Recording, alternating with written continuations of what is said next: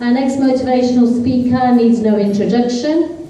He is also known as the ambassador for Halal, not only in the communities but around the globe. Recently in Kuwait, he plays an exceptional part in lobbying, defending and creating a better understanding of Halal to both Muslims and the wider community of the Islamic humane method of Dhabihia Halal, and has become an authority on this much needed issue.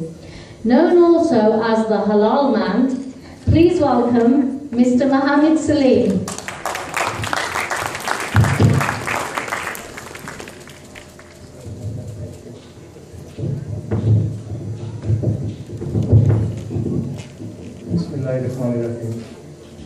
First of all, my thanks to Shani and Jannat for Firdous for allowing me to come in front of you and talk about some important issues.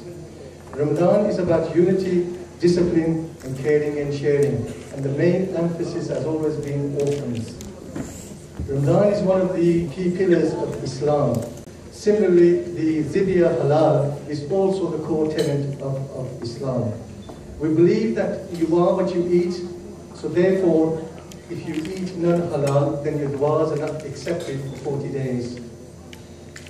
The Association of Non-Stand Abattoirs, ANSA, which is the organization which I represent, is a not-for-profit charity arm of Dhabihia industry, representing both halal consumers and the halal industry locally and at central government level.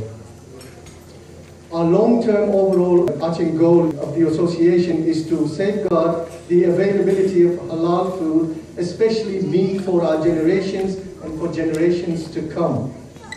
The ability for Muslims to source the proper halal food as prescribed by our beloved teacher, Prophet Muhammad, peace and blessings be upon him, sallallahu alayhi wasallam. We must remind ourselves that you are living in the land of democracy where numbers count. You elect your politicians and your politicians will listen to you based on your numbers. If the government wants to pass new laws that will affect your life and the life of all Muslims, you need to participate in the political process to protect yourself. As you all know, that things are currently changing in the West. Many more laws are being passed against Islam and Judaism. Some countries are trying to ban hijab, niqab and building of minars. Some have already banned, and some are looking to make difficult and ban circumcision. Other countries are trying to strip away our rights of Muslims. The Islamic phobic propaganda we see nowadays, we get to hear that we've got Trojan horses in our schools, we've got jihadists in our places of worship. The Western society is not too happy with the way that we dress ourselves. So with this regard, we must all work together.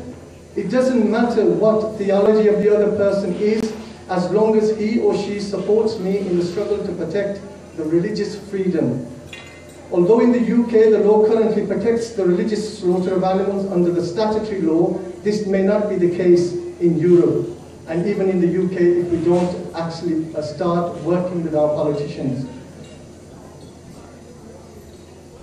It is paramount that the people of good faith in the UK and the European countries need to get themselves involved in the political system to protect religious freedom and to create a just society for all. And finally, I must emphasize that there is no scientific conclusive evidence to state that the prophetic method of Dhabihia, which is known as the non-stun slaughter, is actually cruel to animals. So I must say, as a parting word, if our method does not compromise animal welfare, there is no need for our scholars to debate whether stunning is halal or haram, whether the animal is alive or dead at the point of slaughter, and to follow non-Islamic method for Dhabihia.